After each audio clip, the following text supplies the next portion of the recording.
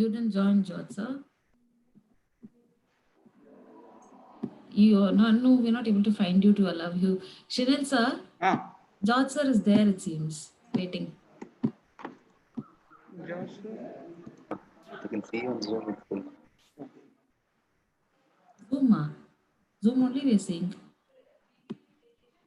Ah, you're there already, permitted. Okay, okay. George, sir. Okay. Okay, sir. Bye bye.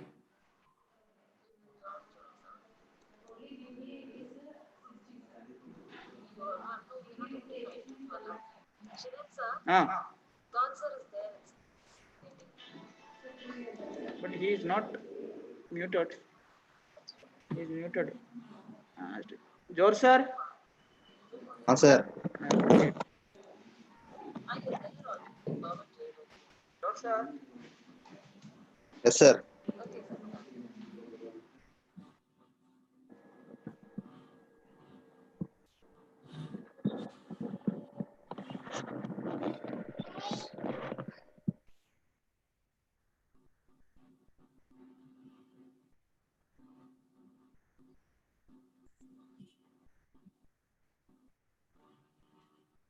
Shinil, sir, where will you send the link to me?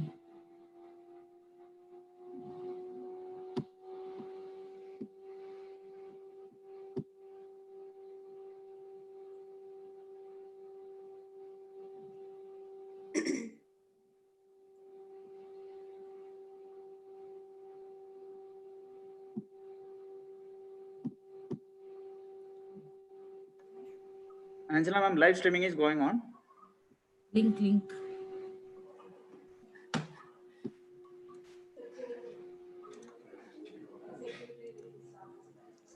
One moment, I will give you the link.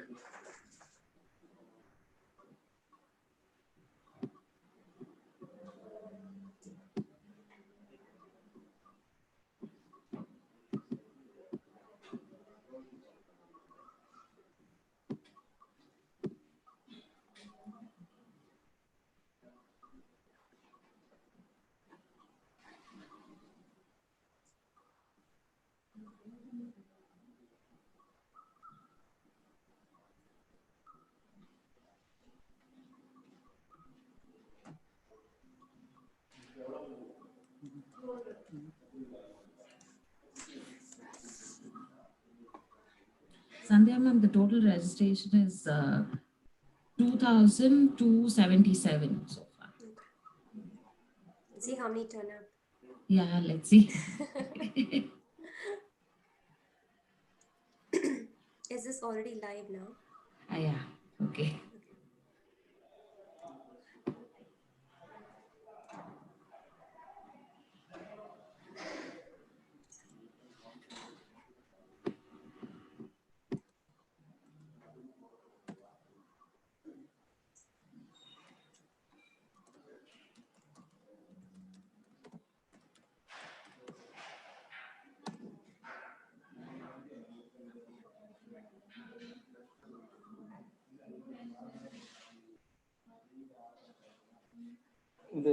I share on link. Okay, just try it is working.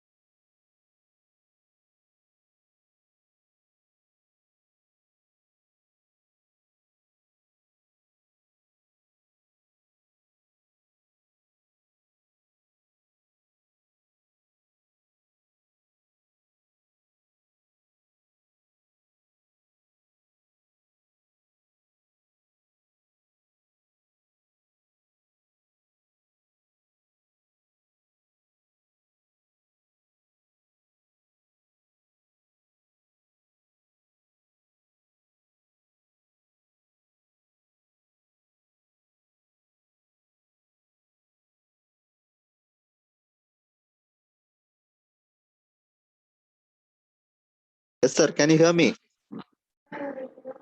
Yes, sir. Yes. Ah,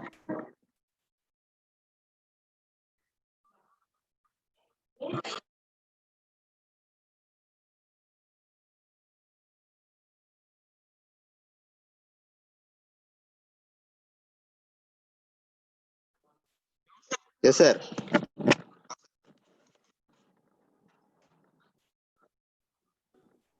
Hello. Yes, sir.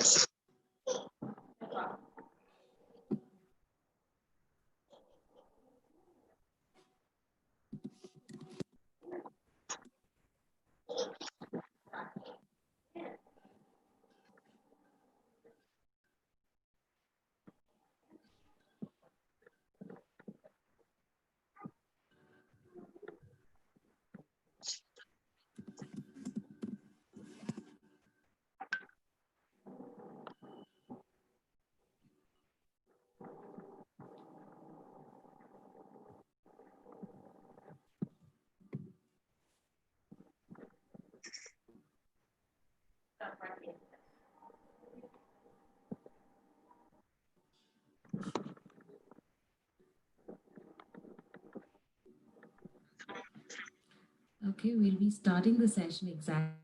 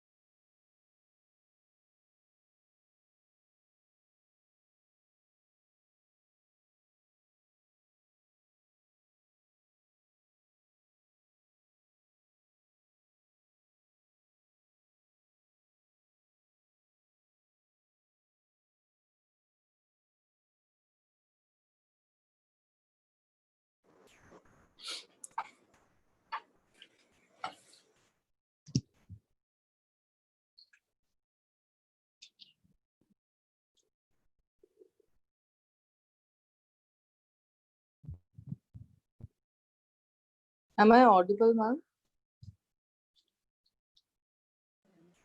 Yes, ma'am.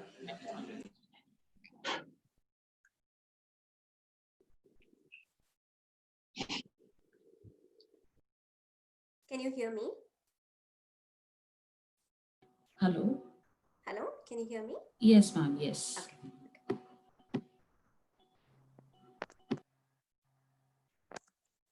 We should be starting in 10 minutes. I can't hear you. You're muted. Hello? Ma'am, we should be starting in 10 minutes. Yes. All right.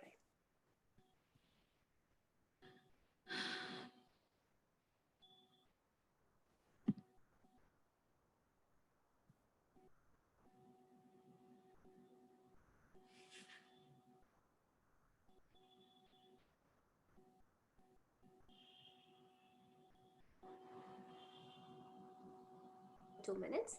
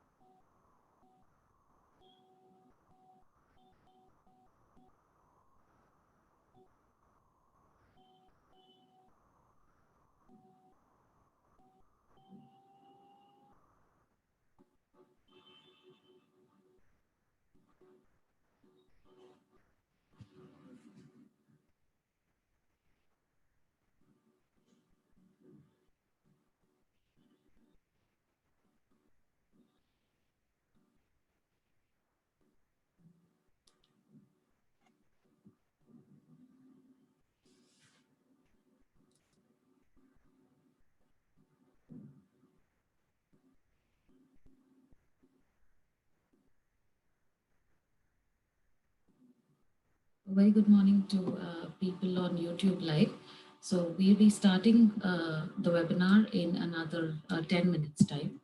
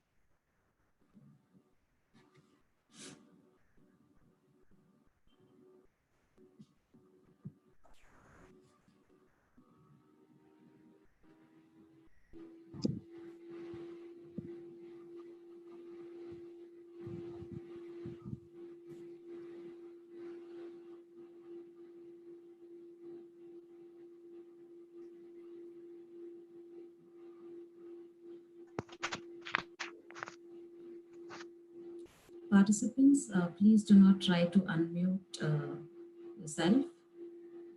Please keep your audio muted.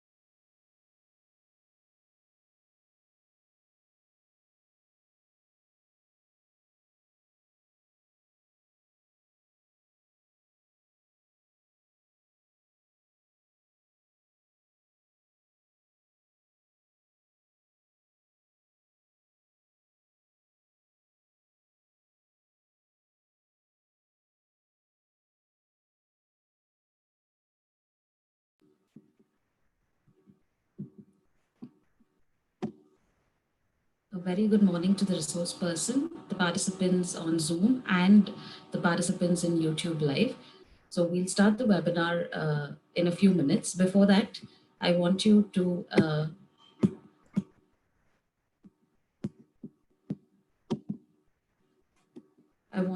read these instructions.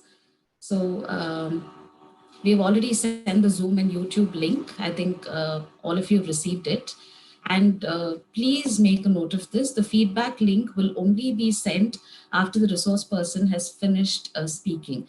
So before that, please do not ask for the feedback link in.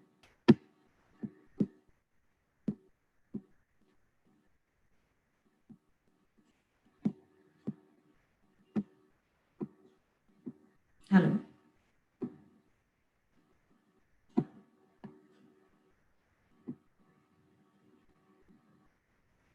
Hello. Okay, participants, please do not ask for the feedback link while the session is on. And the feedback link will only be shared here in the chat box in Zoom and YouTube. It will not be mailed to you or it will not be sent on the WhatsApp groups. So kindly fill in the feedback forms today itself to receive your certificates. And the certificates might take a couple of days, so please bear with us. Now I request Ms. Gopika, Assistant Professor English, to deliver the welcome address.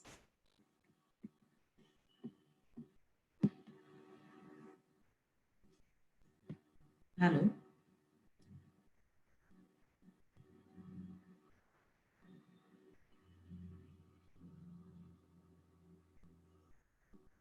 Hello.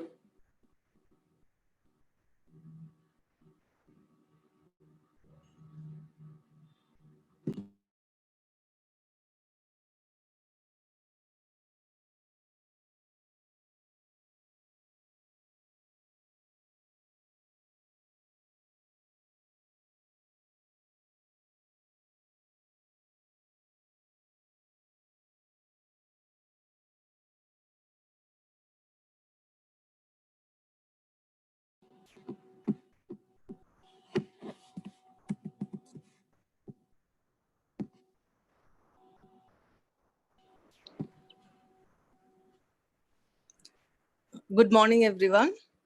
On behalf of the Department of Humanities, I would like to extend a hearty welcome to our resource person for the day, Dr. Sandhya Isabella Fernandez. She is a multifaceted personality with experience in clinical psychology, teaching, and research.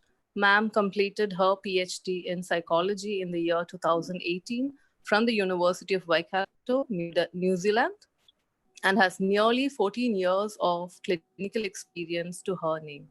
In this capacity, she has worked in several organizations, including Cadabam's Group of Psychosocial Rehabilitation Center, Bangalore, Adult Mental Health Waikato District Health Board, Hamilton, Pain Management Service, Waikato District Health Board, Older Persons Rehabilitation Service, among others.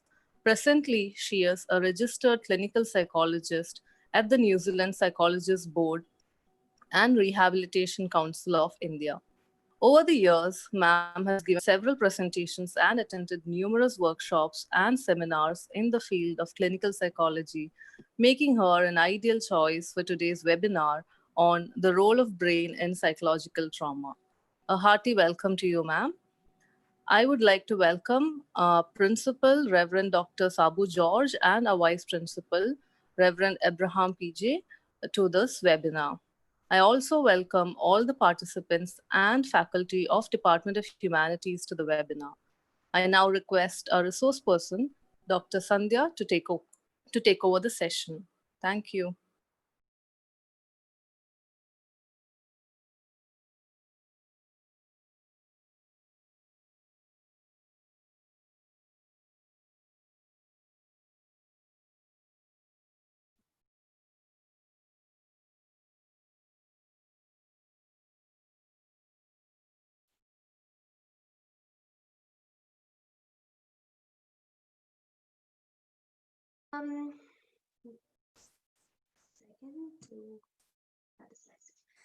So very good morning to all of you. Good morning to people in India and good evening in people in New Zealand if you're joining us from there. I'd like to first thank Angela for this opportunity to be able to present my presentation about the role in psychological trauma. Many of you might not know this, but Angela was my student. And I taught her, so feels really long ago, but probably about 12 years ago. I'm quite proud of her achievements. And so I'm really, really blessed for so many reasons to be here today. So thanks, Angela. And thanks for the introduction as well. That's really kind of you to say that. I would like to also say that currently I'm in private practice, so I only, a lot of my clients are people with sexual abuse. So currently that's what my experience is, and that's how I'm probably going to bring that expertise in today's presentation as well. So to start with, I'm just the slides properly. To start with, I'm going to talk about an introduction to our topic, which is about psychological trauma. I have 1.5 hours, so it's 5:30 here, 5:35 here in New Zealand. And so I'm going to allocate 1.5 hours where I talk about psychological trauma. I give an introduction about it. I go into the types of maltreatment, and then I go into the physiological aspects of trauma, which is the brain. So the brain, the way we're going to look at the brain is in two different parts. So one of it would be the effects of trauma on a developing brain. So that's one part of it. And the second part of it is what happens to the brain during an assault. And so I am also really aware of the fact that we are joined here by, looks like about some 400 participants. But I also know that just from Angela's messaging about the registration and who's been joining is that not all of you have a psychology background. So I'm also very aware of the fact that I would have to cater my presentation to different sections of the audience here. So I apologize in advance if I say too many technical things and it goes a little over your head. I'm going to try and simplify it as much as I can, but this is something that I'm going to start off by saying that we're joined by a mix of it. I was hoping to have a poll to see how many of you are psychology graduates as opposed to how many of you didn't have that background, and how many of you are working in different professions. But somehow it didn't work out today, but that's fine. The other important thing I need to raise is because of the nature of what we're going to talk about today, some material might be distressing to some of you. So I would like you to take the responsibility to sort of make sure that you're taking care of yourself. So you go back and find some help in order to talk about the stuff that you might be going through. So some of the things that we talk about is going to be a bit distressing for some of you. So hopefully I can start off with saying that. I cannot see any one of you, so that's something that it's up your responsibility also to keep you that way. So, and it's also sort of odd for me to do a presentation without having that interaction, because I'm so used to kind of reflecting off on students' faces and stuff, and so I don't get that. So it's a bit disadvantageous, but in this day and age of the pandemic, it's completely understandable. Let's start. Some of the definitions, I promise you there's not going to be many of those, but the definition, which is probably one of the most important, which is basically talking about psychological trauma. And I'd like to use the word maltreatment because maltreatment sort of encompasses a lot of the things I'm going to talk about in terms of abuse. So maltreatment is defined as behavior towards another person, which is outside the norms of conduct. And it also entails substantial risk of causing physical or emotional harm. So in saying that, we have generally recognized that we have 4 general categories of maltreatment. And they are are physical abuse, sexual abuse, neglect, and emotional abuse. Working in the field of psychology and working in private practice and working with specifically people with sexual abuse, I can say that most people who come to therapy as an adult tend to have possibly all four at some point. So it is not uncommon to see people who've been physically, sexually abused, emotionally abused, as well as had quite a neglectful environment. As you can imagine, as you can imagine, there are so physical abuse includes scalding, beatings with an object, severe physical punishment, and there's also a rare form of abuse called Munchausen by proxy, which is basically a parent feigning illness in a child to get medical attention, to get attention from or support from authorities and things like that. So that is also considered to be physical abuse. And then sexual abuse, which is incest, sexual assault by a relative or a stranger, fondling of genital areas, exposure. Just a second. I'm just going to take a call. Angela's calling me. Hello.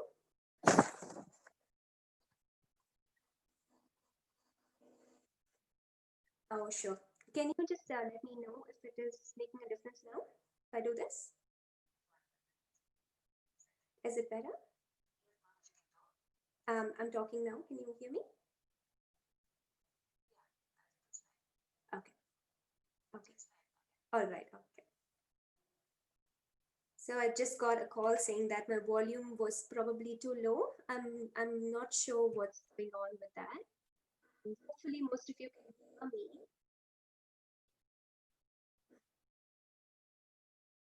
me. I'm not sure. It's definitely not something that I'm doing from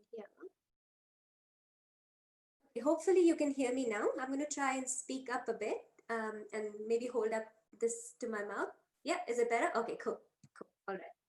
So I don't know how much you got of all that. I'm not going to repeat myself though. Yeah, so like I was saying, talking about different kinds of abuse, sexual abuse is the other one I was talking about. And it includes incest, sexual assault by either a relative or a stranger, fondling of genital areas, indecent acts.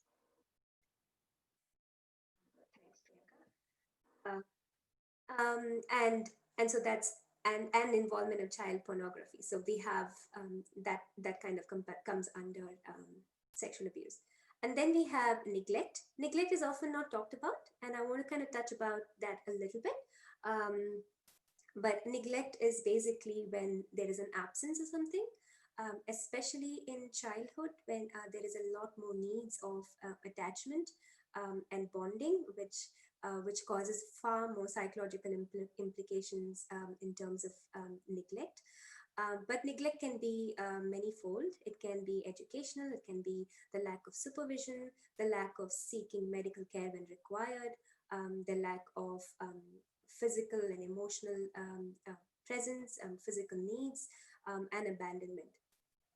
And the last, but definitely not the least, is emotional abuse. And very often, these are the people who do not tend to get help because it's not as, it doesn't look as big as, the physical abuse and the sexual abuse and the neglect. But emotional abuse is also definitely something that's quite serious. And that includes things like verbal abuse and belittlement and symbolic acts to terrorize a child, and this general lack of nurturance and emotional availability by a caregiver.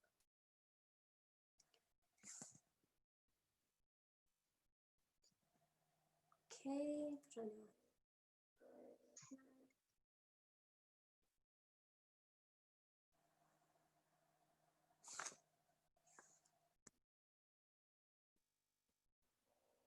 so we're also going to talk about trauma.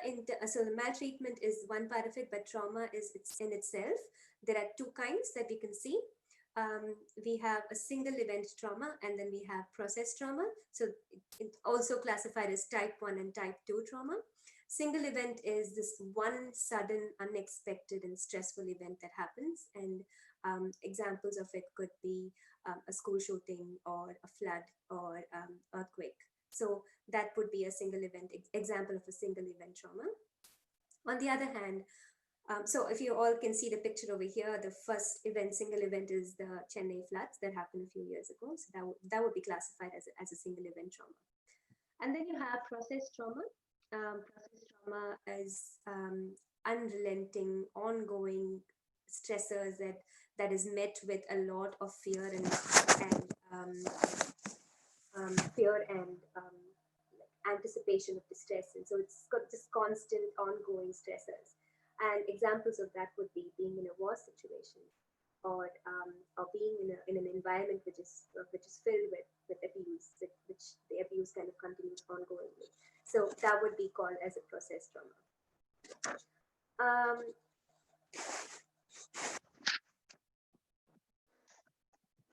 Like I said, neglect is the absence of something, and it's really hard to define. It's really not easy to kind of define, and it's not very easy to spot. With physical abuse, it's easier in some ways because you can see bruises and you can see broken bones, etc. But with neglect, it's so much more harder.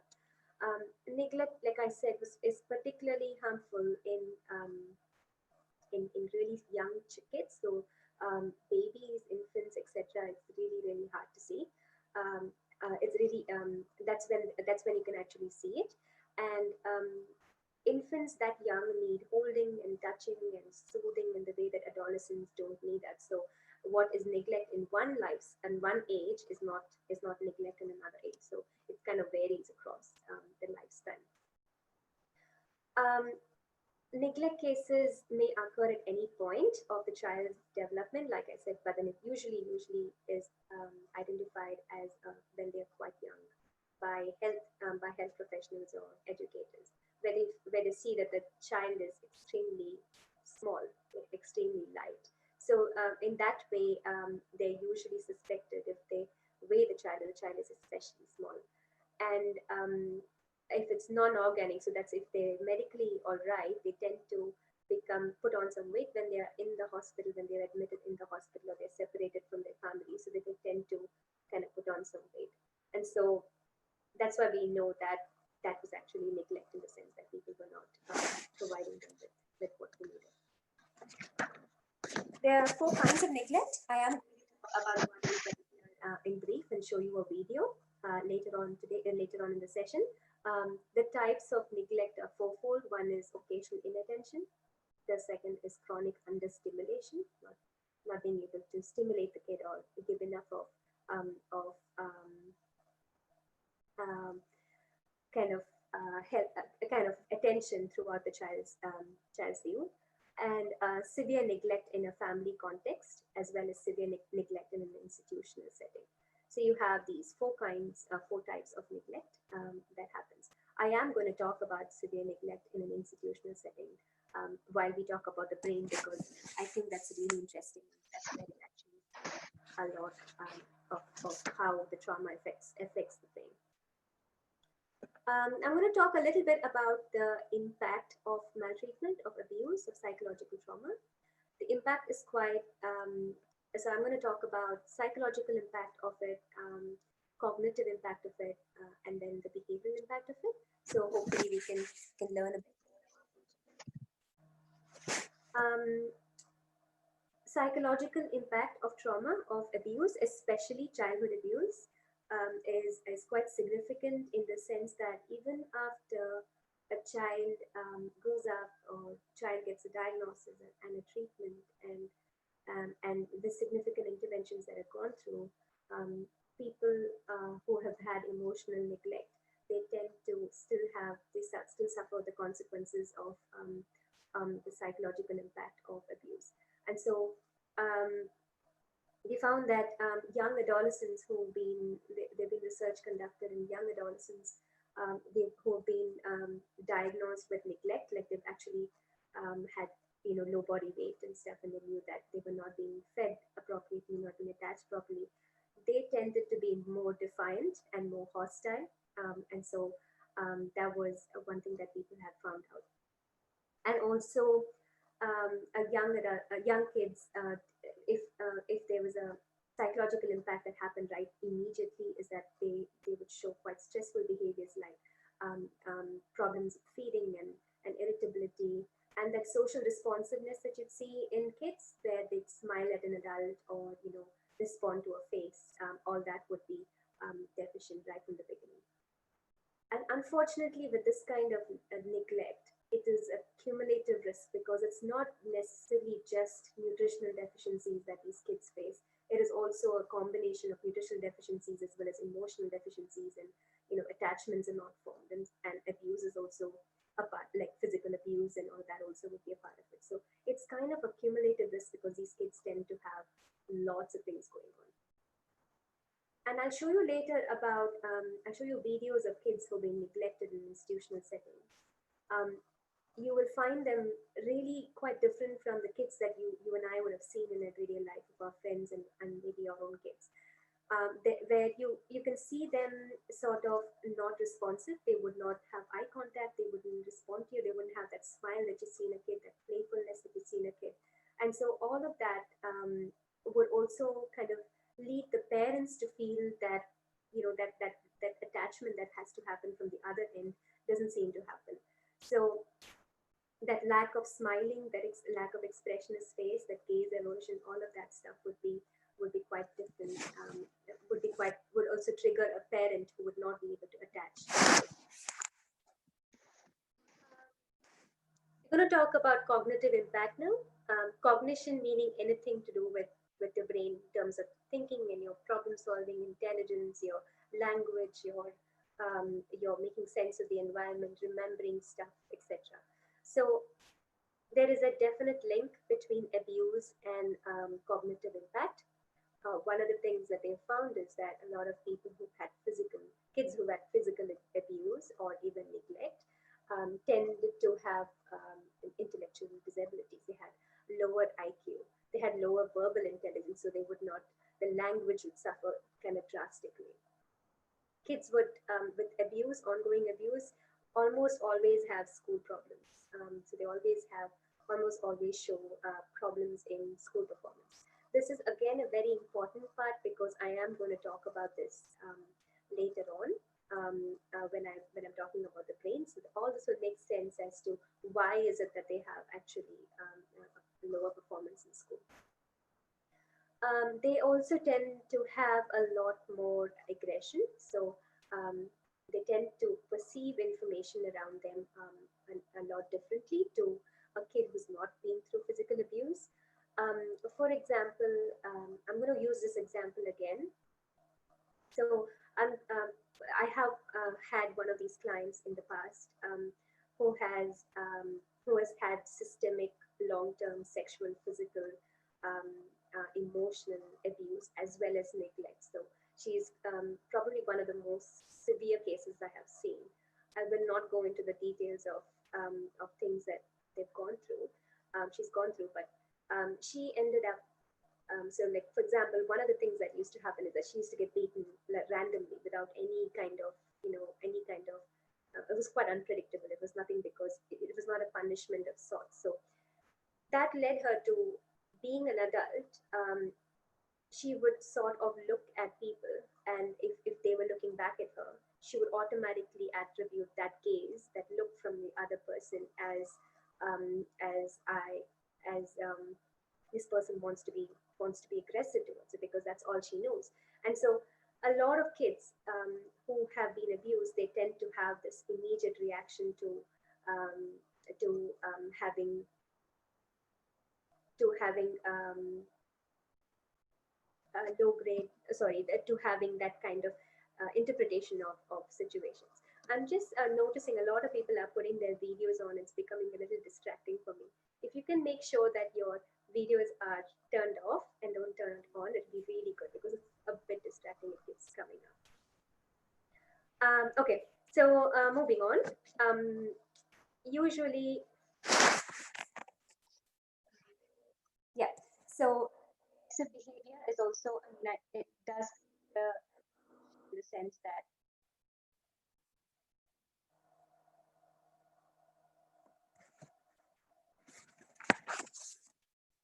are you still having sound problems? saying there?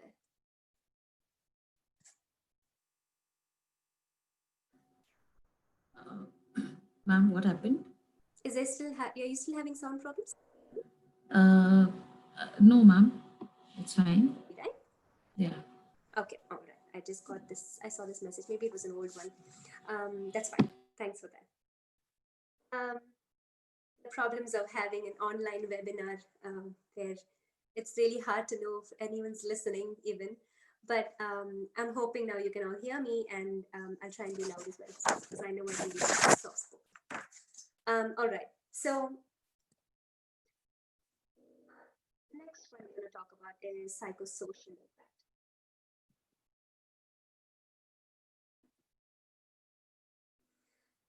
Psychosocial impact, there's a lot of evidence on how kids who have emotional abuse or they have abuse in general, they tend to have issues in diminished self-esteem. So they would view themselves quite poorly as compared to kids who have secure attachments, for parents who loved and cared for them and bonded with them. So they would have a lot of problems in understanding. They view themselves quite negatively. They view themselves quite harshly in comparison to them. And also they tend to have problems with expectations of when an adult will be available for them. So they automatically assume that they're not going, obviously because they've not had it, they automatically assume that an adult isn't going to be available for them. So because of all of these issues, they also have issues with problem solving, dealing with a new stressful situation, knowing how to have social relationships. All of that tends to suffer. And not surprisingly, you see a lot more kids who've had abuse history. They tend to have depression. They tend to have higher rates of suicide attempts, of self-mutilation, so a lot of cutting, harmful behaviors. And they tend to have a lot more hopelessness as compared to non-physically abused children. And emotional difficulties such as reactivity, not knowing how to manage emotions, all of that also seems to be an issue. And not surprisingly, again, they are more likely to be diagnosed with a major depressive disorder, such as depression. And a lot of them cope with that empty feeling, that feeling of low self-esteem and depression, using alcohol and drugs. So these are some psychosocial impacts. It's a separate slide for sexual behavior because the presentation of a child who's had sexual abuse is quite different from that of a physical abuse one. There's a lot of inappropriate sexual behavior in the sense of extreme like masturbation, like early on in their lives, or frequent over self-stimulation in front of others, these overtunes of sexual nature towards other children or towards adults, and the child playing with other friends and stuff would have this overtly fantasy or a sexual content. So these are all signs, indications that it's not necessarily it's the only reason, but that's one of the biggest forms of the signs of the fact that the child is probably being sexually abused. There's also a link between sexual abuse and starting of sexual activity in middle childhood, so quite early on, as compared to a child who's not been sexually abused. I don't know how many of you have heard the term of post-traumatic stress disorder, PTSD, but a lot of children, not surprisingly, have nightmares and fears and post-traumatic stress disorder symptoms. I am going to talk about that later on in the presentation about PTSD and how it looks like. But a lot of kids have PTSD symptoms along with other problems that is written on the slide. There is another important part, which is dissociation, which also I will be covering in the second part of the presentation. These high levels of dissociation is basically this. A child who's going through stuff or going through sexual abuse tends to enter this self-hypnotic state, almost spaces out completely, does not understand or does not kind of kind of blanks out completely in order to protect themselves from the traumatic event, from the trauma of the event. And I'll be talking about what the mechanisms are for it. They tend to also they have a high threshold for pain. They tend to be a lot less empathetic as compared to other non-abuse peers. It's only because of the abuse. You have behavioral consequences. Like I said before, a child who's been physically abused, they tend to have more aggression themselves. They tend to show a lot more aggression as compared to a non-physically abused child. And they tend to be a lot more problems with breaking rules and being defiant, and as compared to someone who's not experienced this severe violence at home. There also tends to be a lot more withdrawal or avoidance of situations in a lot of people. So these are the behavioral consequences. And I know that this question might arise about the effects of witnessing it. And there is enough research to say that it's just as harmful as experiencing it yourself.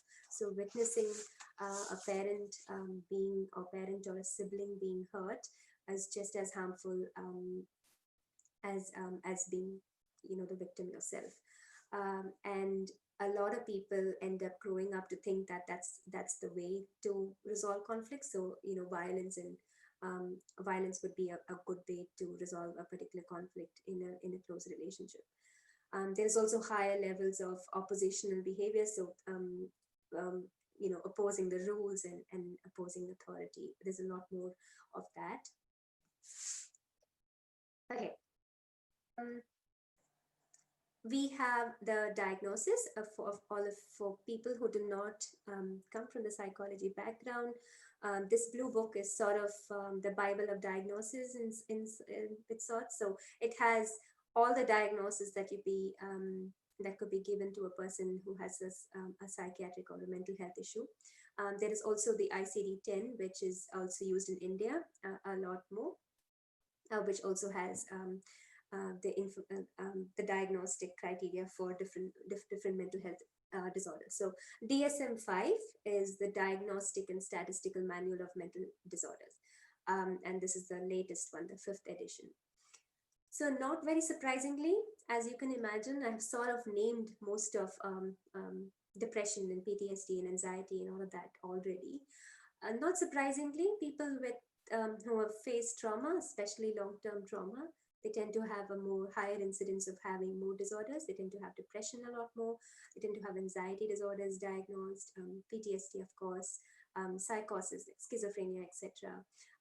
Affect dysregulation, which kind of shows up in different diagnoses, including personality disorders. And then you have extreme avoidance responses like dissociation and other tension behaviors that will help them kind of manage their tension. As well as I've written pain syndromes here because there is a definite link between the experience of chronic pain and the experiences of trauma. So a lot of people who come with chronic pain, if you actually do end up meeting them for longer, you will know that there is also some sort of traumatic past involved. So like I said, I work in pain management as well. So I do see a lot of people with fibromyalgia, endometriosis, even chronic pain as a result of a work injury. They tend to have some sort of trauma in the underlying, whether it is physical, sexual, neglect. So they tend to have some degree of it. I was hoping I could have a poll here, just to kind of engage all of you to see if if you could word about PTSD, because I'm going to kind of introduce the concept of PTSD. So one of the questions I hope I can like from your place you can think about the answers yourselves and see if you got it right or wrong. So the first one is people with PTSD are violent and unpredictable. So you think this is true or false? So if you said true, if you said false, you're absolutely right. So people with PTSD do not always have to be violent and unpredictable. I have seen probably one odd person who became unpredictable, but not really unpredictable because I could predict it. So no, they're not violent and unpredictable. Many of them actually hold really, really good jobs. Remember, this is again, PTSD is a diagnosis that can happen to anyone who's had trauma. And if you know the incidence of how many people go through trauma, you won't be surprised that, there are people who live amongst us, who might be one of us or a few of us. The second one is, once people develop PTSD, they will never recover. That's absolutely false. People with PTSD absolutely recover. Recover. Yeah, it's nice to see some of you are actually chatting the answers out, but you don't have to do that. It's really hard to get this. Yeah, they will. I've had many clients who've reached kind of asymptomatic status where they don't have any of the symptoms of PTSD by the end of therapy. So yes, it is possible. The third one is, therapy and self-help are a waste of time. Why bother when you can take a pill instead? Once again, I think I've kind of asked a very leading question here, and I'm sure you would all say false to this one as well. I hope you do, at least, because while a pill medication definitely has implications, has its benefits, it is not the solution. It's not the complete treatment.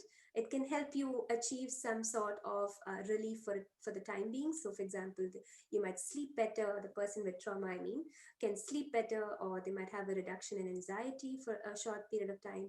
But without therapy, if the person has PTSD without therapy, it's going to be really, really difficult to continue living, and they're not going to achieve complete asymptomatic status. So therapy and self-help are not a waste of time.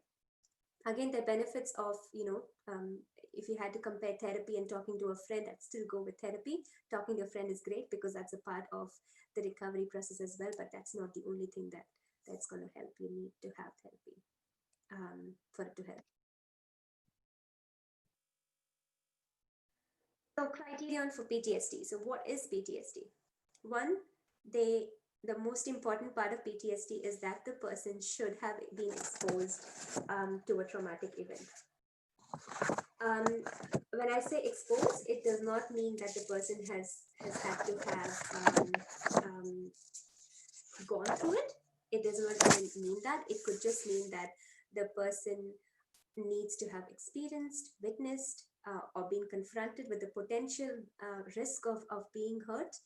So hurt meaning threatened to have death or serious injury, or threat to physical integrity. So all of that would be considered a traumatic event.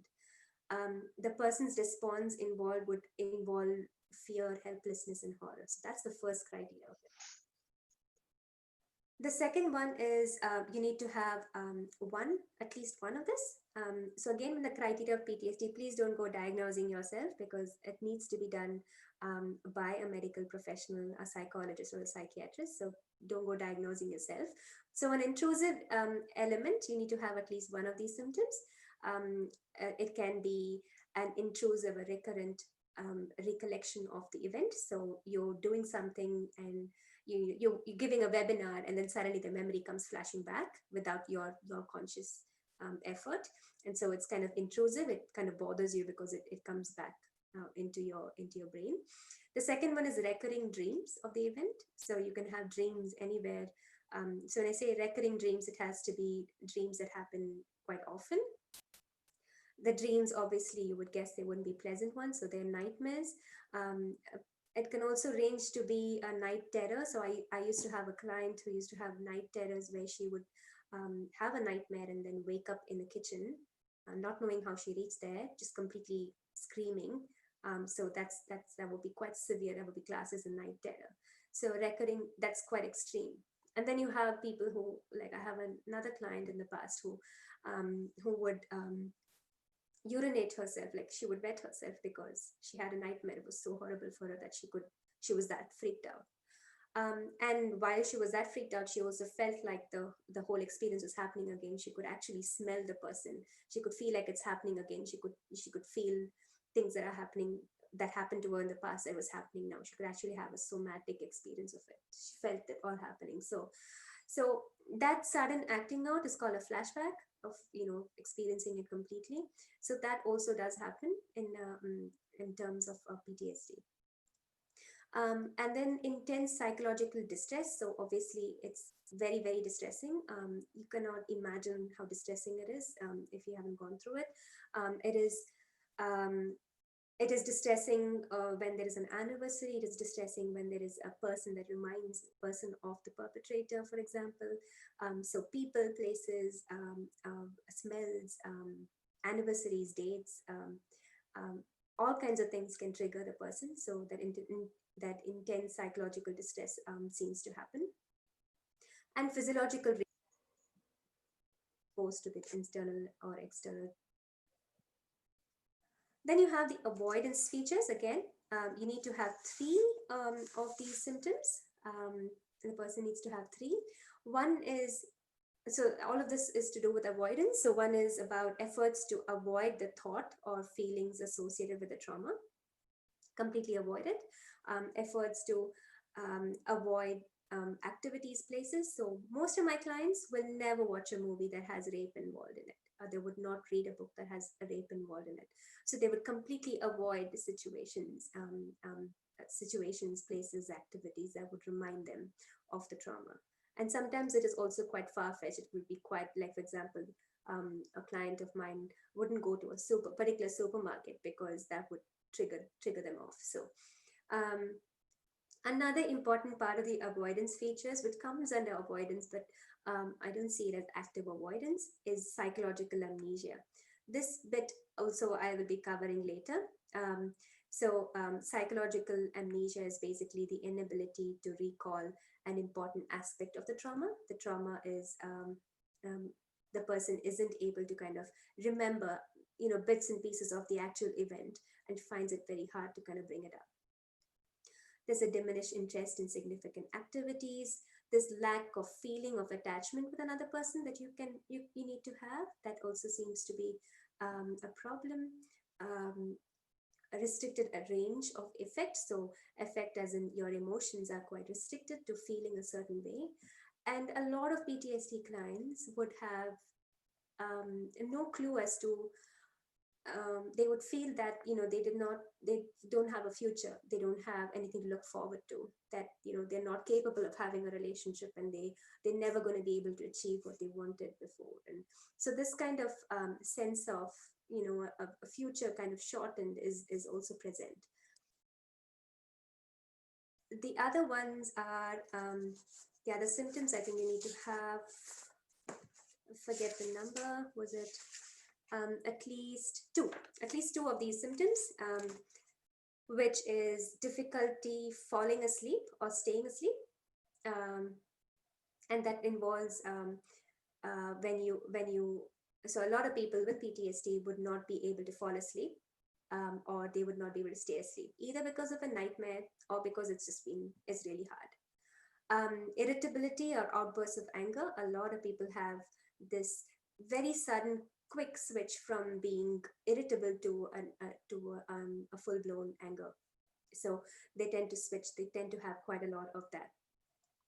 They also have difficulty concentrating, and as well as hypervigilance. So you'd find most of my clients would enter a room, and if they're going to rest and quickly scan and look around everyone around them to make sure that there's no potential harm possible over there. So if anyone resembles the perpetrator, or even if they're not looking for a perpetrator, is constantly scanning, not just visually, but even through their ears, and kind of listening for something. And they have an exaggerated startle response. So when you go to startle someone, the person with a trauma or PTSD would have a much bigger startle response, and they would calm down much slower as well. So I'll talk about that particular one later as well when I talk about the. All right, so we're doing pretty good. We've finally come to the brain. This is where it's going to get a little bit complicated, because I'm going to be using some terminologies with the brain and stuff like that. Hopefully you'll be able to kind of hold still and listen. Anyway, we're going to start with the trauma, the effect of trauma on a developing brain. So as you can imagine, a developing brain is an infant's brain, a child. So this is the brain. The adult human brain is arguably the most complex of biological systems. So it's made up of 100 billion information processing cells called neurons, these little pretty long things. There's like 100 billion of them. And these 100 billion neurons kind of connect with other neurons, and they kind of make these connections and they share information. And these connections are called synapses. And so it's estimated there is about 60 trillion synapses or connections in the brain in one single adult. So if you can imagine all the leaves on all the trees in the Amazon rainforest, that's the amount of connections you would have in one brain. So that's pretty impressive. For the sake of this presentation, the brain is really complex, and its implication in trauma is even more complex. But for the sake of this presentation, I'm going to simplify it by talking about a single. So if you could all raise your hand, whichever hand's available for you. And if you did this, make a fist, put your thumb inside your fist, okay? So imagine this is your brain. This bit here, your wrist, that's your brain stem, okay? This bit here, so this bit here, that's your cortex. And that little thumb that is inside your fist, that is your limbic system. So for the sake of this presentation, I'll be talking largely about these three structures so that you do not have to remember a whole bunch of other things. If you could remember just these three, you would do a good job. I'll come back to that when we get to it. But okay, so we have talk about brain development. Unlike our heart, our lungs, our kidneys, our liver, and most of the other organs, the brain constructs itself through an extraordinary interaction between genetics and your experience. So we are all that we are, our hopes, our dreams, our emotional health, our knowledge, our relationships, all of that is because it depends on the successful development of our brains. As human beings, we're not fast, we're not strong, we don't have sharp claws, we cannot survive without our brains. So the sole most thing that helps us in the survival of the human race is our brain. And this has happened through evolutionarily profound ways. So that's something that is completely, like, if you know a little bit about that, you know how vast that is. But to accomplish this feat, the brain has evolved quite an efficient way of, a predictable, efficient way of a hierarchical process of development. Understanding this organization is really important in understanding how the brain will actually get treated in a kid that has maltreatment, or the kid has been abused. The uncomfortable reality is that because the brain develops in such a sequential fashion, it is so much more sensitive to trauma. It's so much more sensitive to what's going on around them in the experience, as opposed to an adult brain. So if you look at a child who's gone through trauma and compare it with an adult that's gone through trauma, an adult brain is far more likely to process that trauma in a fast and efficient way as compared to a child, because a child's brain isn't developed enough to have and has that, that the ability to process it the way the adult does. And it's not surprising why, when I see kids when I see adults, so I only see adults, I rarely see kids. When I see adults who have had childhood sexual trauma, a lot of those childhood sexual trauma, they tend to not recover very quickly. So in some research done in 2007, they found that 75% of adults who've had trauma as adults, they tend to have asymptomatic status, so they recover. On the other hand, 33.3% of adults who've had child sexual abuse or childhood trauma, that's a small little percentage of people who actually recover from from trauma. So they have this, they achieve this asymptomatic status. So it's not very surprising because a child, and the only reason that happens is because of the way the brain develops. So now we come back to the first thing that the brain develops. When a child is born, when the child is inside, I will get to that actually shorter, but this is the first things that actually develop in a child: the brainstem and the limbic system. So if you remember that the fist that I did, the brainstem, that's your wrist, and your limbic system, that's your thumb inside. Okay, so the brainstem, it's probably the least complex system in the brain. It's very straightforward, and it's very, very difficult to change that because I'll tell you why. Because the brainstem is involved in what we need to live, to survive.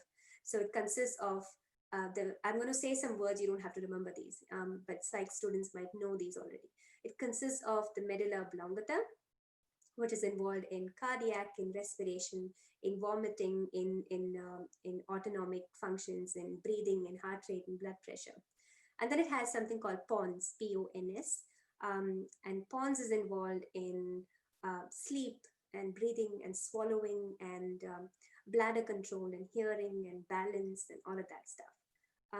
The midbrain, it is involved in vision, in hearing, in motor control, in your sleep-wake cycles, alertness, temperature regulation. So all the things that I said just now is really, really important for the survival of a human being. And so it's a good thing that this brainstem actually does not change, because we don't want that changing how we breathe and how we manage our blood pressure and so on and so forth. The next part of the brain is the limbic system, which is also developed before a child is born.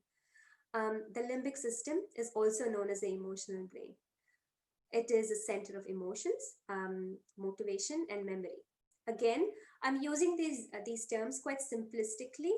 In reality, it's a lot more complex. We actually see the brain in terms of networks rather than specific parts of the brain doing specific things. It's always a network, but for the purposes of this presentation, I'm kind of keeping it really simple. Okay, so the limbic system, like I said, consists of two different areas, or specifically, they consist of more different areas, but for this purposes of this presentation, I'm going to talk about is the amygdala and the hippocampus. The amygdala is like the emotional center of the brain, while the hippocampus kind of is an essential role. It plays an essential role in forming new memories about past experiences. So that's the most important parts of the brain that I'm going to talk about. There is also the thalamus, the hypothalamus, and they talk about emotional reactivity. And then I won't go into the other parts. Okay. So brain development. So like I said, when you look at the brainstem and the limbic system, it develops first, because you need that. You need that to survive. You need that to breathe. You need that to survive from danger even. And then what happens is higher order functions, the higher brain regions. So this part of the brain, develops slower and later in life. These higher brain parts develop slower because you really don't need that, because you have your mom, you have your dad, you have a caregiver that's taking care of those needs. And these higher order functions, these kind of higher brain regions, they tend to develop as the child starts doing stuff. So the moment the child sits up, rolls over, sits up, starts crawling, stands up with support, stands up without support, starts walking, all that is happening, as many of you know as developmental milestones, as all that is happening, this part of the brain is developing, so that higher order functions are developing. And these higher order functions, these brain regions, they're connecting within each region. They're sending this more and more neurons and making more and more connections, and that's how they kind of progressively kind of becoming more and more developed. Psych students probably know this. The 4 areas of the brain.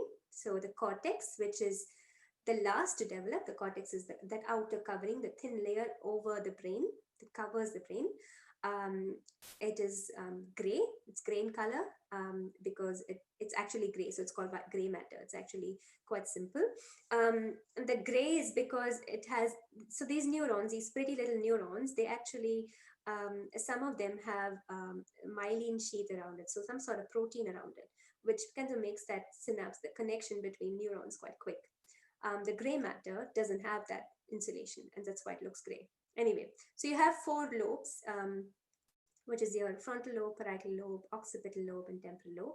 That's what is responsible for your intelligence and your personality and your motor functions and how you plan and organize stuff and how you process stuff that you see in the environment, how you learn a language, how you understand a language. All of that stuff is done by that higher order, that the boss of the brain, that stuff that makes us unique as human beings. Another important part of the brain is that it's use dependent, and it is plastic and it's activity dependent as well. And that is, I know that you would probably have heard it in terms of dementia studies and stuff, but I'm going to talk about it more in terms of developing a developing brain. A process called pruning occurs where in the beginning, when the child is born, in the first 2 years of a child, there is an overproduction of axons, so of neurons, of synapses. And then through a process called pruning, if you know the word pruning, it's, pruning rose plants, you prune a plant. So you kind of chop and cut off things that you don't really need, and then you kind of let things kind of grow better. So that's similarly what's happening in your brain. So this pruning is a removal of the or neurons that are unused and putting in the networks of certain other things into the brain. So this process of pruning happens in the first 2 years of a child. So if an infant is in an environment in the first 2 years where he's spoken to regularly, you will see that if you looked at the infant's brain, that the parts of the brain responsible for language will start getting strengthened. So then pruning starts working, and this child is going to learn how to speak a language. But if this infant is rarely spoken to, and then the synapses responsible for language will not develop normally. They will result in speech and language delays, and sometimes this can be permanently affected. So if you think about this particular example, this is very, very pointed at the neglect that I was talking about a few slides ago, where a child, when they don't have the required bonding that comes from a parent and all that, it has lost that ability to connect with another person. So it can be quite permanent. And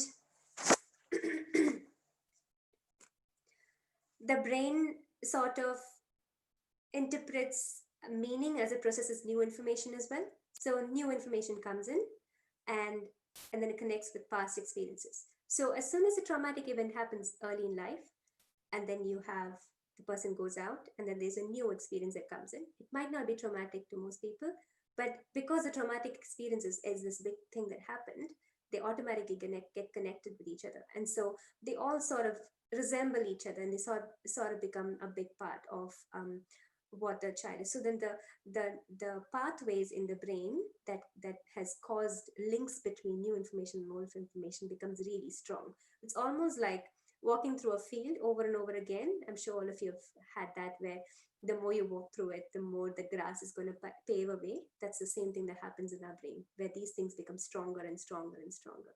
And then it becomes so strong that it's really hard to kind of change those ways. So you'll have to start walking a new path, and the new pathway is formed, and this old pathway the grass starts growing out there. So these states become traits really, really quickly. Okay, I'm going to show you a video. It's a bit distressing. These are videos of, I'm going to show you just the first kid. a video of a kid that's been in an institutional setting, so an orphanage, and the kid has been neglected, so there's no parent, there is no caregiver. Notice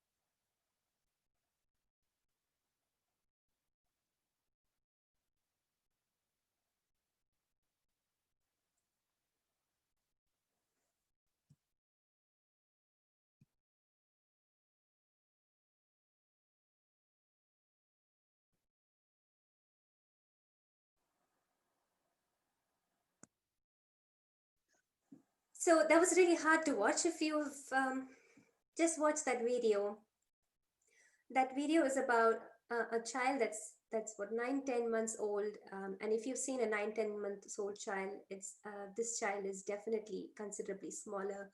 um, these children, well, this is videos taken in 1950s, and these are kids who would have absolutely no expectation of a caregiver coming and offering warmth, so much so that it starts self-soothing itself and starts rocking itself to self-soothe, turning side to side. They stare into space. Even if you looked at them, they wouldn't respond, they wouldn't show any kind of reaction to you. They'd have quite glazed expressions. You've kind of given up hope on any sort of human contact. So this is really, really sad to watch, and this is what I mean by how neglect can affect your brain. And so this is like an immediate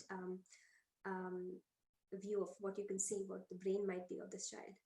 And so you can see how it is quite hard to recover from it. Now we're going to talk about the brain during an assault. I do not want to go too much in detail about the level of processing here. So for the sake of our presentation today, I wanted to talk a little bit about what really goes on in the brain while an assault happens. But to understand that, you need to understand that the brain sort of conducts itself quite complicatedly. So it starts with messages that about internal kind of information as well as external information that's carried through neurons, and then it goes to the brain, and then the brain processes it, and then it sort of gives you an information as to what to do. However, the important thing to note here is that if you just divide the brain into sort of low brain and higher brain, so you can imagine this office where there is a CEO sitting in this glass and this soundproofed room, and then you have these low-level managers that are managing day-to-day lives. So information comes into the brain. These low-level managers kind of make sure that they can manage it on their own, and only the extremely important, significant, threatening information, something that talks about risk to the company, is what will go to the boss, okay, to the higher manager. So that higher order brain, that is this part of the brain, they will only receive information if it is absolutely necessary. But the lower ones, they tend to manage everything else because they're a lot quicker. Getting to the boss is a lot harder.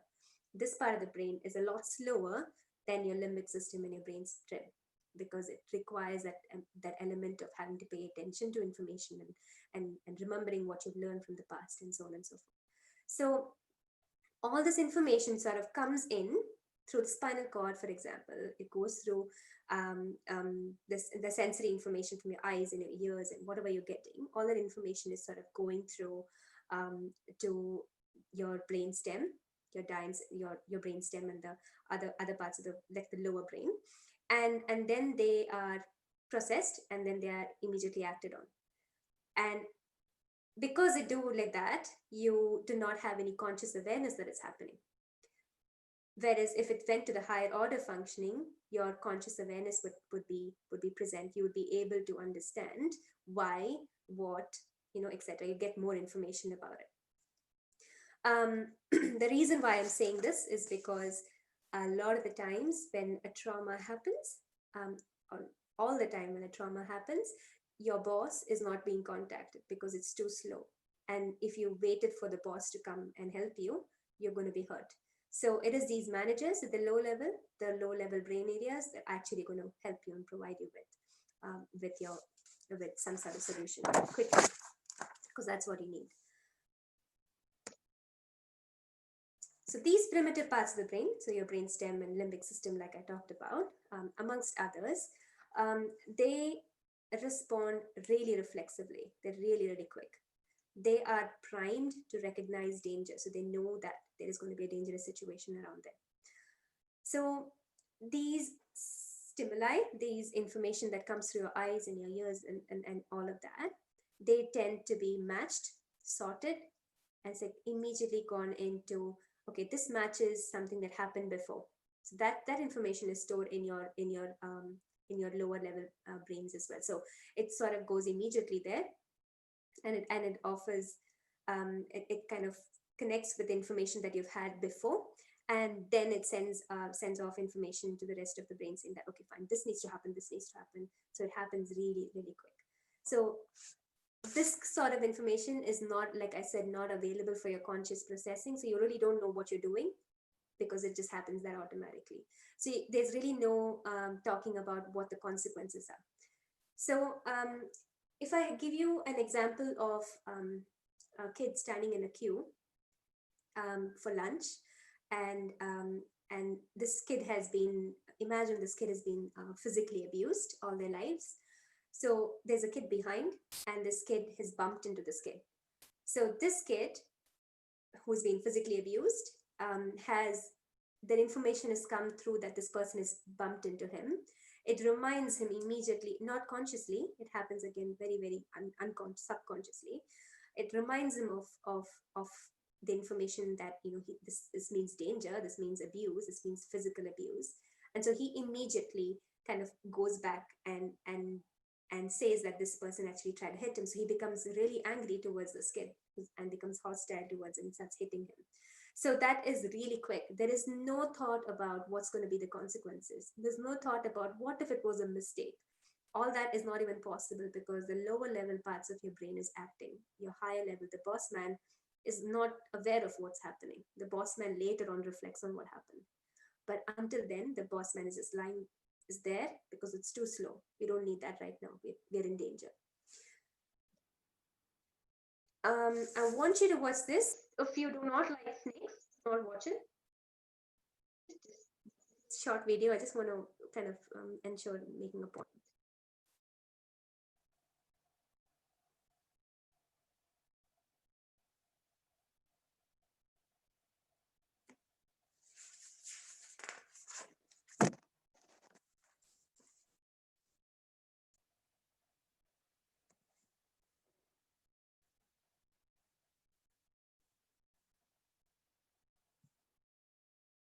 I don't want to know how many of you actually got scared, but I cannot know that. But the point I'm trying to make here is, if a child who's been abused, who's had trauma in their lives, their resting heart rate is going to be already quite high. So in comparison to a child who's not had trauma, their resting heart rate is quite high already. A startle response for a person who's gone through trauma is a lot quicker. It's a lot more intense, and it's more likely that the person is going to return back to normal after some time compared to a person who hasn't been through trauma. So imagine this classroom, lots of kids there, teachers teaching some really difficult math problem, and the door suddenly bangs. Okay, most of the kids will get startled. Startle response is completely normal.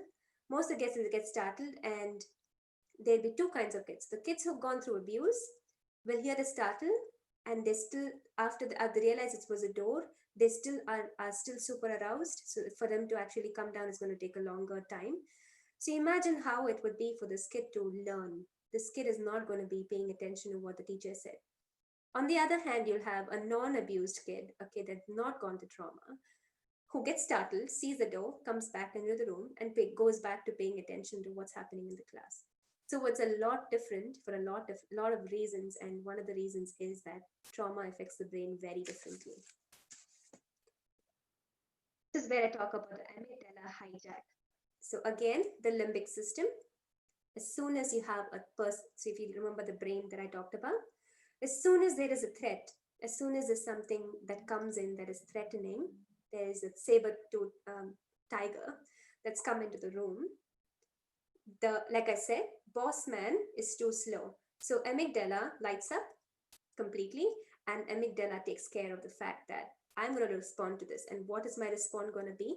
My response is going to be either run away or fight the situation, or it's going to be I'm going to freeze, because that's the only way I can cope with it. And I'm going to talk about that freeze response because it's extremely interesting. Talk about memories. How do we actually, I'm going to come back to the amygdala stuff soon, very, very shortly. How do we actually store memories? I want you all to think about what your favorite food is, when you ate it, where you ate it, and how it tasted. For all of you, this would be an extremely easy thing to happen. You might have to choose between maybe 10, 15 different kinds of favorite food like me, but you would be able to bring up that information quite quickly.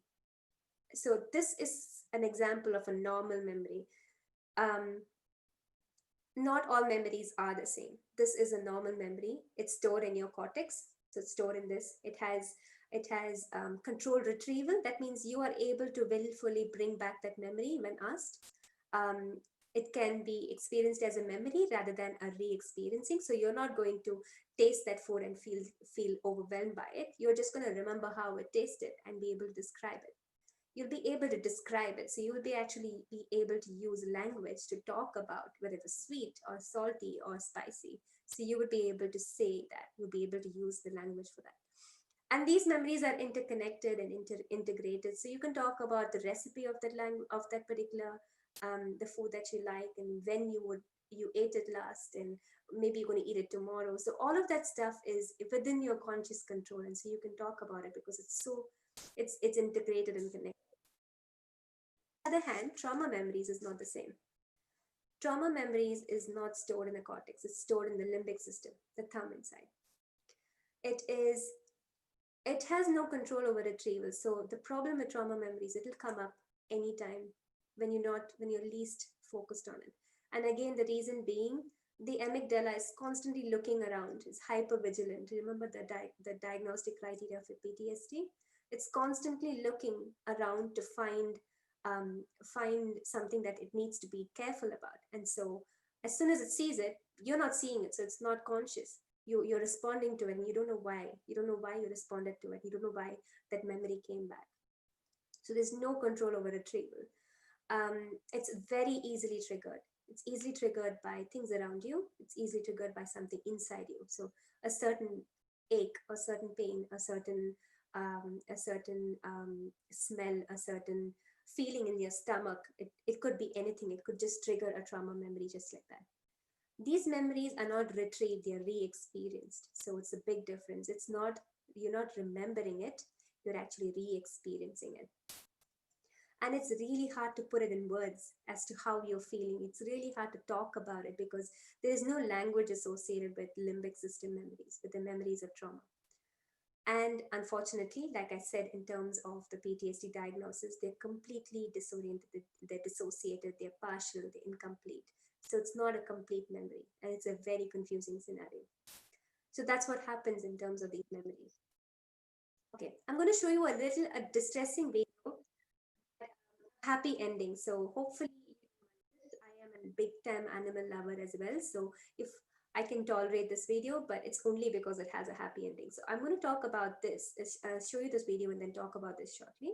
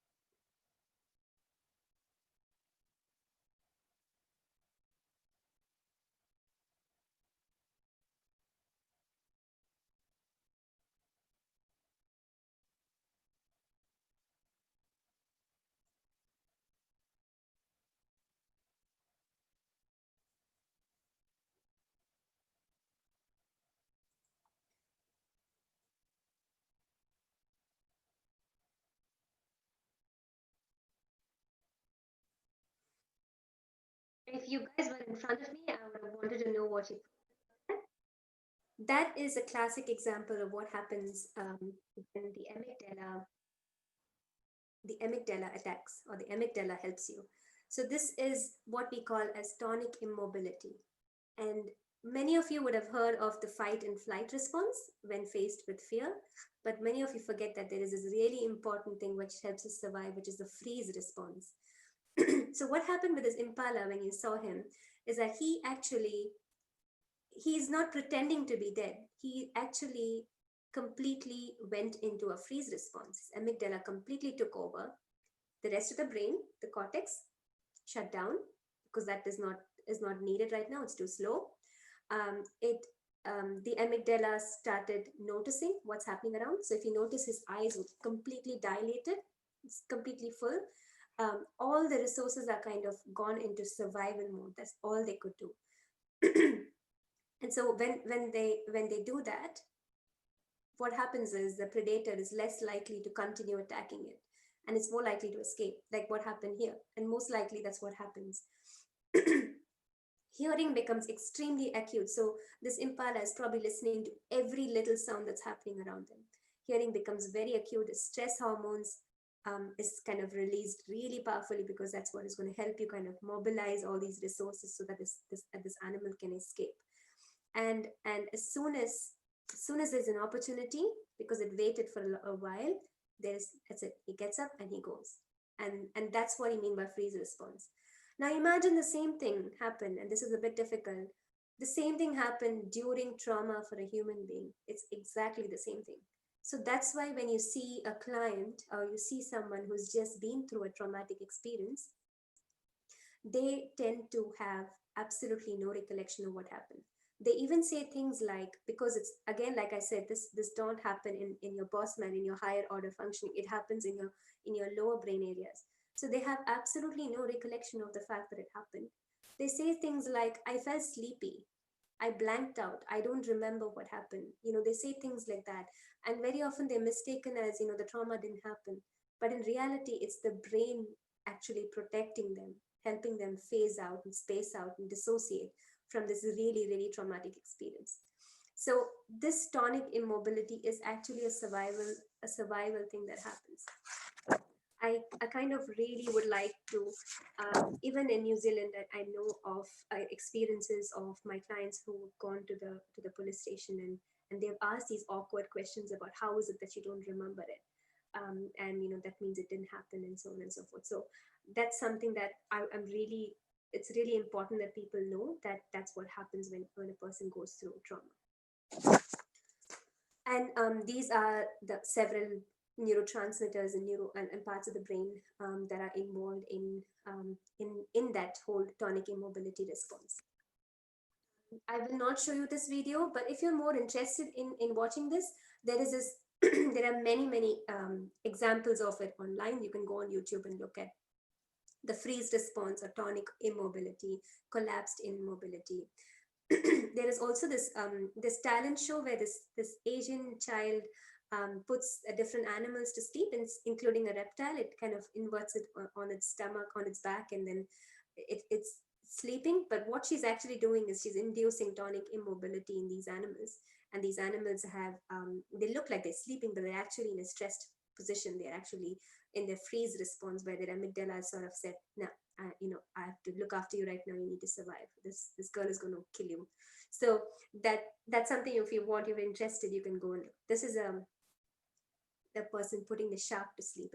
It's actually a shark, and he does the same thing, puts it on its back, and the shark goes into that freeze response.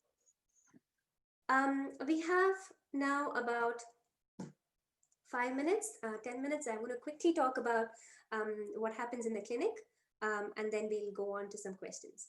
So in the clinic, it starts with an assessment. There is a lot of information that's collected in a psychiatric assessment. The assessment also could involve psychological assessments, like standardized assessments. And once a person reaches a diagnosis, it follows interventions. So the interventions, like I said before, were medical and social, medical and psychological, but there's also a lot of social interventions that help, because a lot of these kids have a real needs and community needs as well that needs to be met. The assessment involves a varied amount of things. They talk about safety. This person safe at home? Is the person continuing to live in an abusive environment? If it's a child, you talk about who is the caretaker. Is the caretaker also going through psychological issues? Do they need support? Because unless you kind of getting that support from both sides, you're not going to be helped. You assess anxiety and depression and anger and all the diagnostic criteria of all these different people. And then you go on to talking about other things like dissociation and risky behaviors. Like a lot of people have cutting behaviors. They kind of use that as a method of coping. So you kind of research and you ask a lot of questions on that. And then coming to therapy, one of the reasons why this topic is quite fascinating is because a lot of therapy for trauma intervention, and for those of you who are psychologists in the audience, will understand that these sort of the talk therapy modality tends to work quite well in a cognitively sound human being, in a survivor, an adult survivor of sexual abuse or abuse. But when it comes to childhood trauma and long-term ongoing trauma, I find forms such as that are less talk-based, such as EMDR, eye movement desensitization reprocessing therapy, schema therapy, mindfulness-based interventions, exposure therapy seems to work better.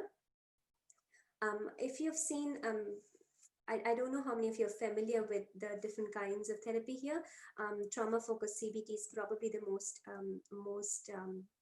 most researched on. It has like a long-standing evidence-based research done in terms of working with people with trauma.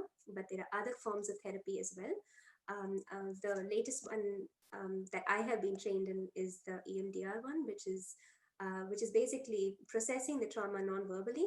And it's already shown quite a lot of benefit in clients. So it involves people having to process memories by activating the parts of the brains, both sides of the brains, and processing that trauma, which is not verbally kind of encoded. And like I talked about how language isn't involved over there. The child isn't able to express what has happened to them. And of course, medication. I put medication at the end because it is implicated, but it's not like it is an important modality here, but it's not the only thing.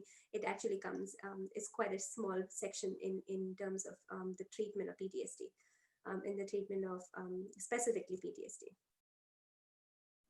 I know that this presentation might have brought up some stuff for some of you. If it has, I thought it would be kind of prudent for me to mention some of the numbers that are available. You can take a screenshot or a picture of this if you'd like. This is a general Google search, but so please don't quote me on it. The ones without the brackets seems to be an all India helpline, but I'm not sure how efficient, how good they are, but this is something I found online. So hopefully this will be helpful for you in terms of if you require to talk to someone, if you feel you need help, you need to process some stuff, it might be a good idea for you to start here. With that, I come to the end of my presentation. Questions, if you had any, we have. Oh, I was Hello. very worried that. Hello. Yeah. Hello. Can you hear me? Okay. Yes, ma'am. Ma'am, there are a few questions on YouTube already, and I'll make you the host here on Zoom Sure. in a while, so you can see the questions directly and take it. Okay. I'll ask you the questions that are up on YouTube. All right. So some of the questions are like, can coronavirus pandemic be called a processed trauma? I have actually had the same question when I was going to give this presentation. I would say it really depends on a person, from person to person. So when you look at the experience of the pandemic and the lockdown amongst different people, certain people are more likely to have a bad experience, a really bad experience. And so it's kind of on a continuum. You wouldn't have the same sort of response. I also know that the pandemic, the lockdown has meant that people have had a lot more domestic violence, so within the house. So in itself, I would say the pandemic isn't a process trauma. It would be called a single event trauma, but circumstances could make it a process trauma for certain people if they are in a violent background, if they are a migrant who's not traveled, who are homeless and they've had losses of jobs, etc. So that would be considered as a process trauma for sure. So again, depends on person to person. So for example, I can think of a few of my friends who are working from home right now in India and Delhi, and so they wouldn't call this as a trauma, like a process trauma.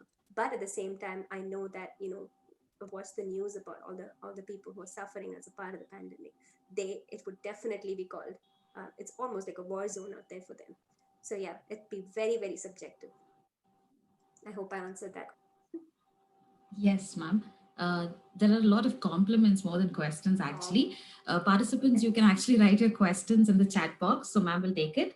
Another question from YouTube is, what's the long-term effect of traumatic brain injury? Traumatic brain injury is a completely different topic here. So traumatic brain injury is an organic condition which affects, depending on which part of the brain is affected, how severe that injury is. The long-term effects again would vary. This is completely different to what I was talking about today. Brain injury would mean neuropsychological effects, psychological effects, behavioral effects, which would be quite different to my presentation here today. But yeah. Okay, thank you, ma'am. There's one more question. What advice you can give to teachers who encounter students who are in trauma? What's the best way to handle them? It's a very difficult question, and the only reason because I am not aware of what help is available out there in India, and how openly how much is available there in India. But one of the biggest thing is for teachers to notice that this could be a traumatic event. Like I talked about in the beginning about the psychological impact on a child who has gone through a traumatic childhood. Um, Asking questions about whether this child is safe and then contacting the authorities would be one of the things that you would do. So ensuring safety is number one, regardless of what you do later. Um, um, Being there for the child and being able to get the child to trust you, because it's really hard to find an adult in this child's life, obviously, to for the child to feel trusted. So noticing the symptoms, being there for them, being there, being able to um, get some support in terms of removing them from the environment, or providing some sort of safety. But yeah, it's a very complicated question, and I wouldn't say the onus is completely on you. It's a really hard thing to do, to save a child, and it is not just one person who can do it. It has the community to a community needs to come together to save that child. So I would say it would be just to start with talking to the kid. Okay, I think there are a lot of faculty members in the program, so Sure. that would really help them. Ma'am, another question is, does the perpetrator stop the abuse in response to the freeze response? No, unfortunately, no.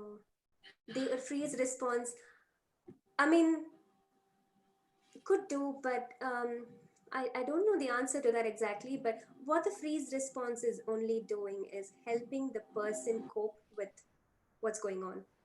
So, as the victim, not knowing what's happening is actually easier than knowing what's happening. So, that blank, that dissociation is a lot easier to cope with what's happening rather than anything. But unfortunately, the perpetrator in most cases do not stop. Sometimes it does. Like, for example, in this case of the animal situation, the perpetrators stop, like the animals stop, because if you see an animal, the cat, the rat playing dead, the cat gets disinterested and walks away. So you do see that happen quite often there. So um, the person gets less impacted. If you stop fighting, you tend to have less bruises. So then that way the person's trying to protect themselves. That's why I said the freeze response is more to protect themselves from what's happening.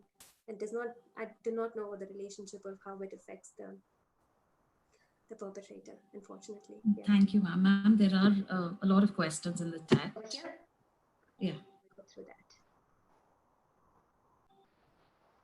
Okay, I'm going to start from the beginning.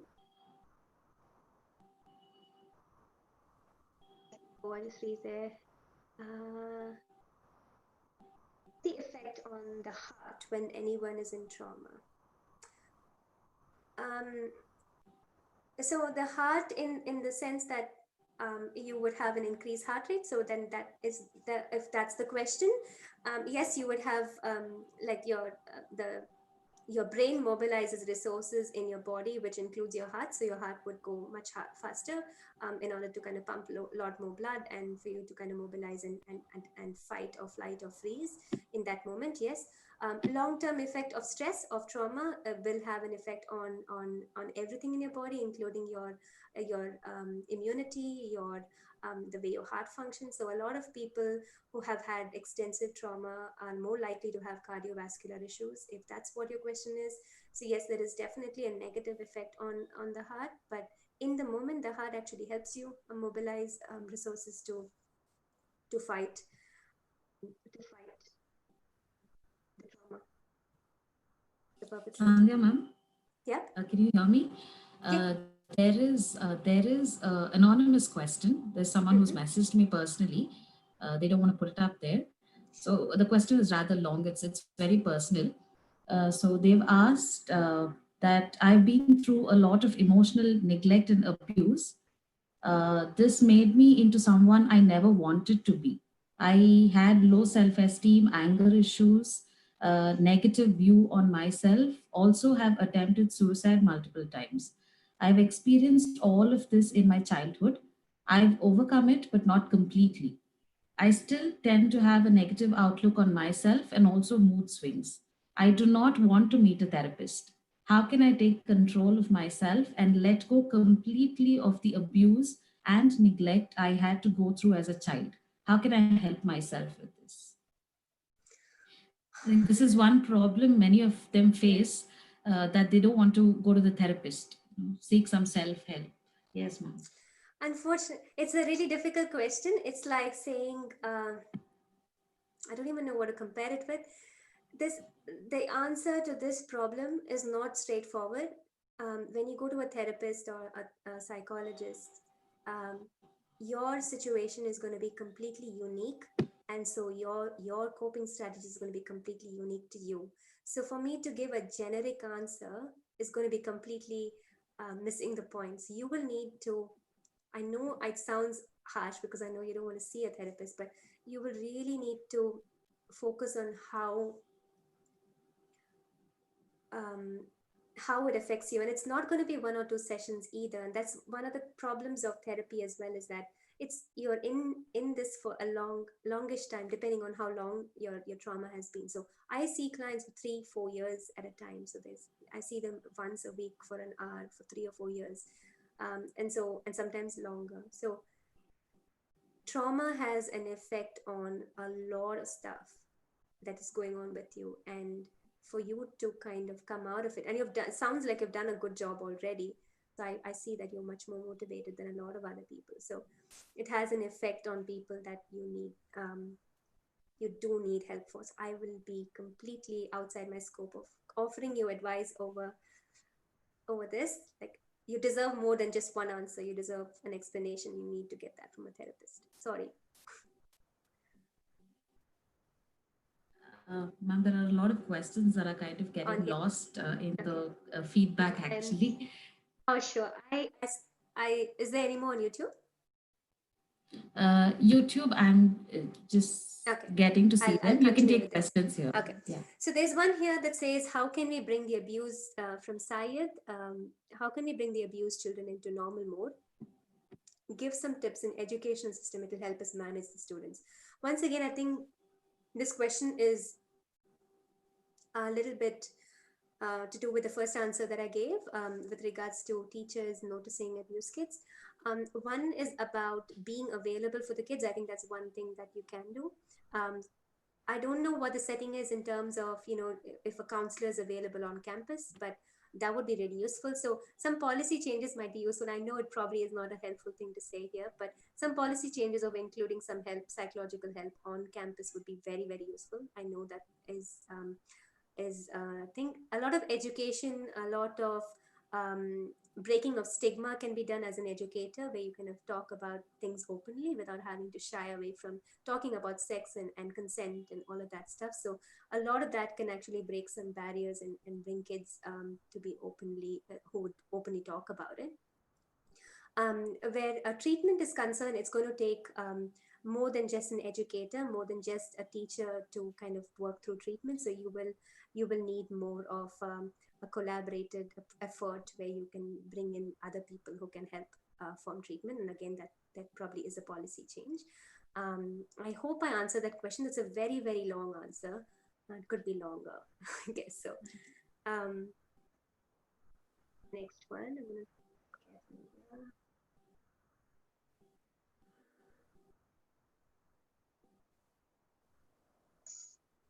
What is the state of the mind the brain goes through when a person decides to end life?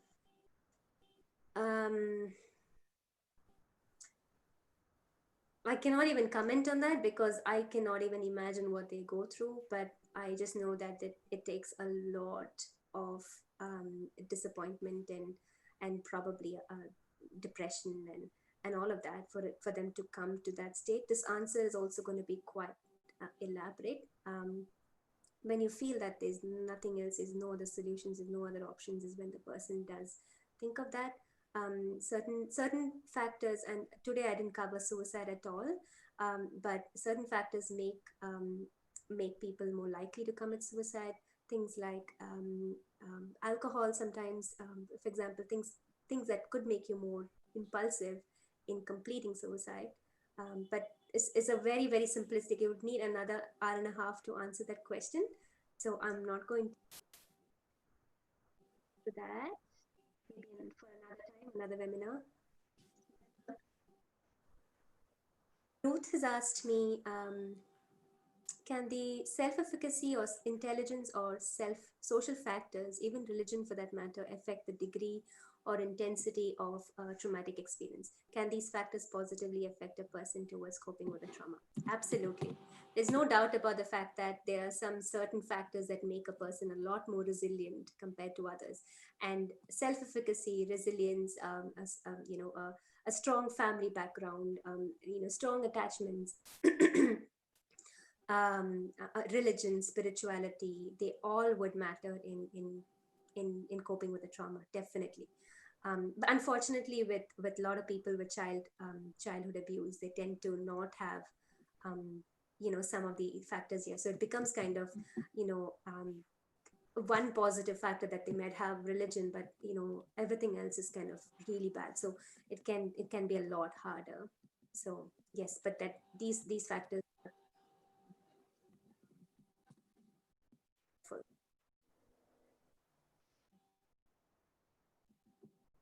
Yes, I can see a lot of compliments, and thank you so much for that. Ma'am, there's someone who's repeatedly been asking a question. Maybe they want an answer for it. Okay. Kunal Singh, in this COVID situation, can an extrovert person become an introvert? As according to psychology, if anyone does the same thing for 21 days, they can adapt to it.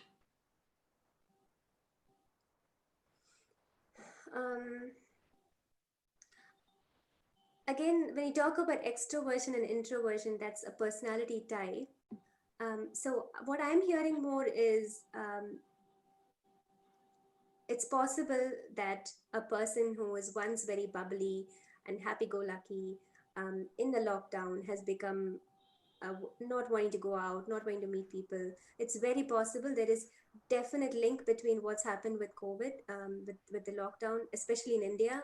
I know things are a lot harder there, and I know that there is a big link between that and its effect on mental health. And so it sounds more like you're low and anxious and worried about the future and all that. So it might look like it's an introverted situation, but it sounds more like you're in a situation where you're having some kind of turmoil inside, and that would be something that needs to be coped with. I forgot the second half of that question. Did you say?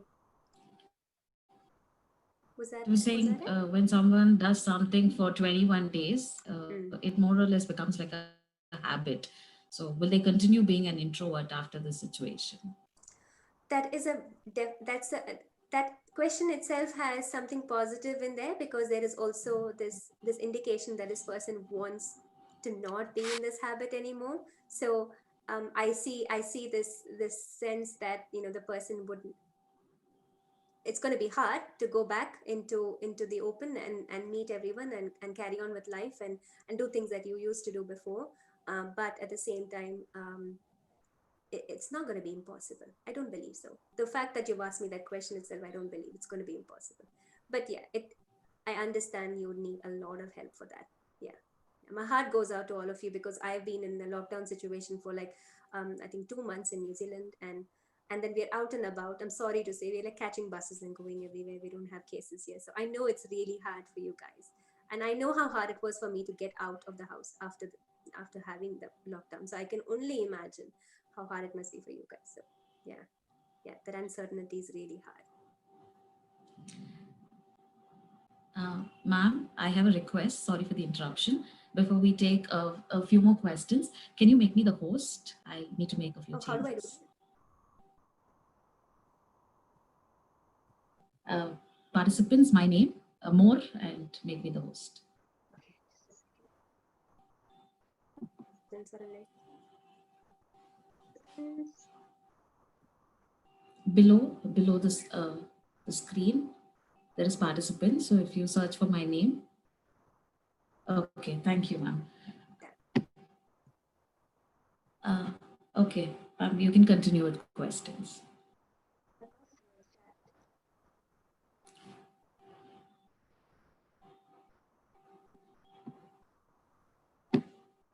There's someone who's asking, could COVID actually give rise to new mental disorders? Absolutely. Absolutely. something that's never happened before, so we don't know much about it. And there's potential for research, and there's potential for the knowledge of it. But I do know already that COVID's OCD is a lot more prevalent now as compared to before. Obsessive compulsive disorders. There's no doubt. Oh, okay.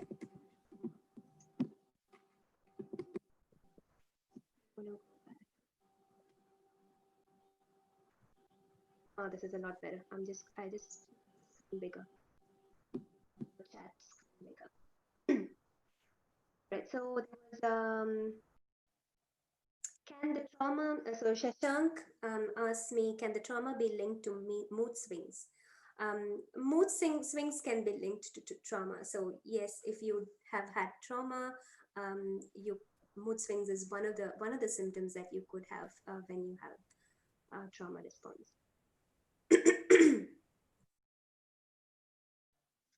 What is the biological basis of psychological amnesia? So if you remember when I talked about the freeze response, so the freeze response happens when the lower parts of the brain are activated. The lower parts of the brain is not involved in memory processing the way that your active memory. So the psychological amnesia is when you cannot kind of talk about it. When people ask you a question, you don't remember, so you cannot remember it, but you remember it in your being, in your heart, in the way you respond. You remember it, but you don't remember in the way that somebody wants to hear it. So that's the biological basis of it, that it does not even reach Bosman, it doesn't reach the cortex, and that's the reason why it's not coded. The memory isn't coded. I hope I answered that. Ma'am, is it ethical to use tonic to put animals to sleep, as we are basically traumatizing them? I'm not sure what tonic means. Do you know, Angela?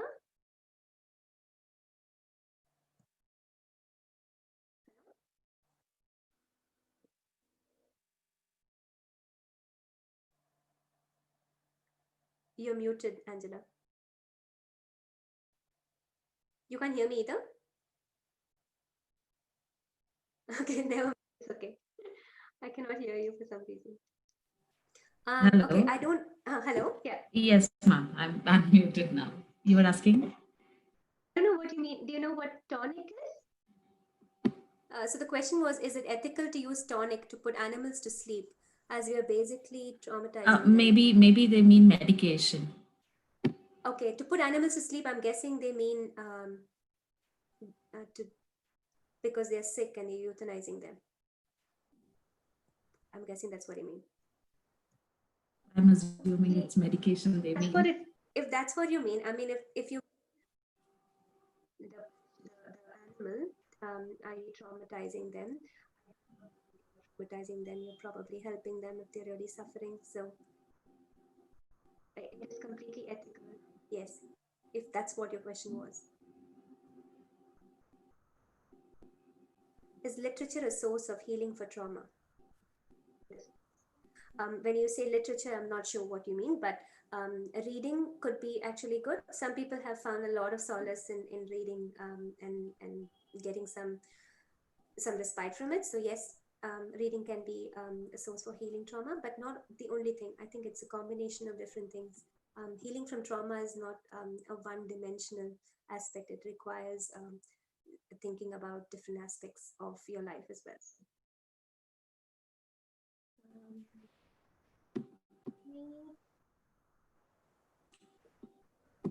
Preeti.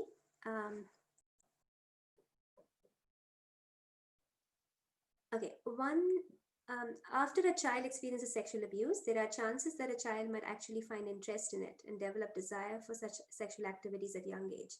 Can it be considered normal? Can it be treated? This is a completely valid question. In the beginning, when I talked about the psychological impact of sexual abuse, a child actually does show interest in it, and that's the only reason the child does that is because it's trying to process the trauma that they've gone through without knowing exactly how to do it. And because they don't have the language, they don't have the capabilities of doing it. So it is completely normal that they're doing it in that way, but yes, it needs to be treated because the child is at increased risk of being offended again. So yes, the child does need for treatment. This is a sign of the fact that the trauma has affected the child. So it's not normal in the sense that it should, it is quite natural that it happens, but it should not happen.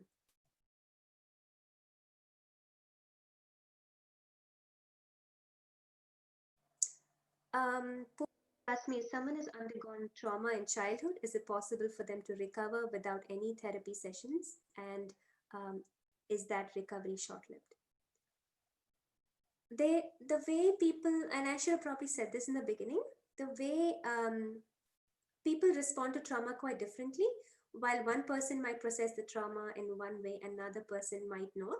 So it does take, it is possible that some people actually recover without any therapy, that it doesn't affect them all that much. So when I say affect, I mean, if the traumatic event has caused them significant distress, that it's making their life dysfunctional, so it's making them not able to function in their occupational and their social relationships, etc., that's when it becomes a problem. But if that's not a problem, it's not a diagnosis, it's not a disorder, so it's completely fine. So yes, somebody can actually have trauma and completely be fine, and that recovery could be long-lived as well. We never know. So it really depends on the person. And like that previous person asked me the question about all these resilience questions, they could be people who have trauma, but then they have all these other factors, these opportunities to build their life without therapy, and they've embraced it. And all of that has actually built their resilience, and so they might not have required therapy at all. But it's quite uncommon to see that if it's been processed trauma, so a child has been repeatedly abused right throughout, it's a lot different for them. For them, it'll be a lot harder for them to have a functional life. Okay, Rupal asks me, what if a person shows some of the things from the criteria to diagnose PTSD, but not all necessary criteria? Are they considered to be vulnerable, or how would a clinical psychologist go about it? Like I said from the beginning, do not diagnose yourself. Go to a psychologist, a psychiatrist, and they will, an assessment takes about 2 to 3 hours, a proper assessment, and they will diagnose it. So while there are these symptoms of PTSD are quite florid, so you could have some of the symptoms and not all, so your PTSD could be low. Maybe you have trauma not otherwise specified if you had to go via the DSM criteria. But yes, it'll be valuable for you to see a psychologist to see if you meet criteria, if you need help. Once again, I cannot stress this enough. Unless something is affecting your functionality, it's not a problem. So if you're able to function, if you're able to look at yourself and be all right with it, you're able to go to work, you're able to have a relationship, you're able to connect with people, it's not necessarily a problem. So it is completely up to you if you think that.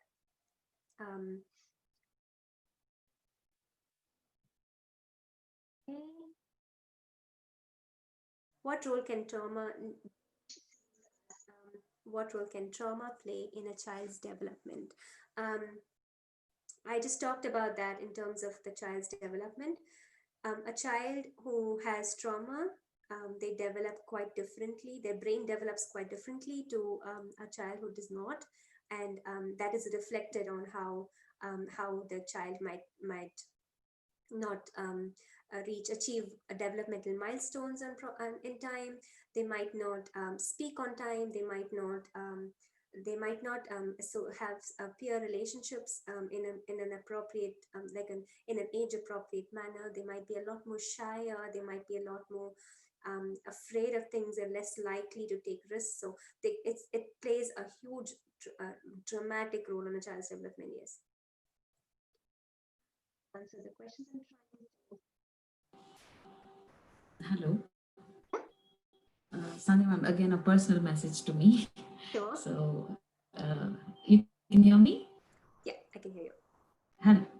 Okay. Hello? So, the question is, there are a lot of people who do not seek help or treatment and go on with their life and with these symptoms. the negative impact on their close relatives is immense. So how do we cope with this? Can you repeat that question? Sorry. Ma'am, what they're asking is some people do not seek help. In spite of going through trauma, they just live on with it. So, it also negatively impacts the significant others, the people with them. So, how do you cope with this? How do you cope as a caregiver? It's a very, very difficult question because you can see your loved one suffering and you can see that this person needs help. I would say try and be there for the person as much as you can and still encourage the person to get treatment because that's the only way. That's the biggest way that you can help them. It again depends on, and I don't know context here. It depends on how this person's trauma is affecting you and how their symptoms are affecting you. So it really depends on the question, on the context here. But I would say try to be there for them, and also remember that you cannot take all control on. You can't take all onus on yourself because the moment you start thinking you are the only person who can help, it can actually be quite burdening. So you need to think about self-care as well, to think about how you need to take care of yourself, because if you don't do that, you can't take care of anyone else. So remembering that not everything is in your control, and remembering that you need to support the person within your limits, and remembering to know that there is always help, and you can help this person receive that help at some point. I hope that answers your question. Ma'am, I think it's Time's up. already, yeah, it's going to be one. So there are a lot of questions, participants. Sure. We're extremely sorry. Yeah, we're not able to answer all your questions. So we've come to the end of the session. And I request Ms. Sonal Singh, Assistant Professor Psychology, to propose the vote of thanks. Thank you, Angela, ma'am. No duty is more urgent than that of returning gratitude. I am delighted to have been given this pleasant duty of delivering the vote of thanks on this occasion. I, on behalf of the Humanities Department of St. Clara College, extend a very hearty thanks to the Honorable Resource Person of the Day, Dr. Sandhya Isabella Fernandez, who blessed us with her presence and took out valuable time of her busy schedule to give us this very informative address. I wish to express our gratitude to our principal, Reverend Dr. Sabu George, for providing encouragement and support. We are also very grateful to Ms. Angela Jean Mary E. for organizing this webinar and Mr. Chanel for providing technical support. Finally, the wonderful participants who have turned up in huge numbers, thank you so much for your cooperation. Once again, I thank you all. Thank you. I remain. Thank you, ma'am.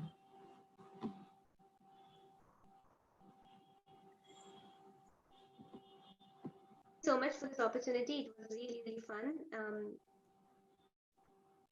So it was kind of an odd experience not to see the audience back, but thanks for being so patient with me, and sorry about the questions. If you wanted to ask me these questions, I'm happy to answer some emails. So you could forward my email on to them, but I might not answer immediately. It might take me a while before I do, but I'm happy to answer some of the questions if you wanted to ask me privately to my email. Yeah, maybe some participants who genuinely have very serious questions, you could contact ma'am. That's very kind of her to say she would take emails. So we'll pass on ma'am's email ID to you, participants. Thank you, ma'am. Thank you so much once again. Bye.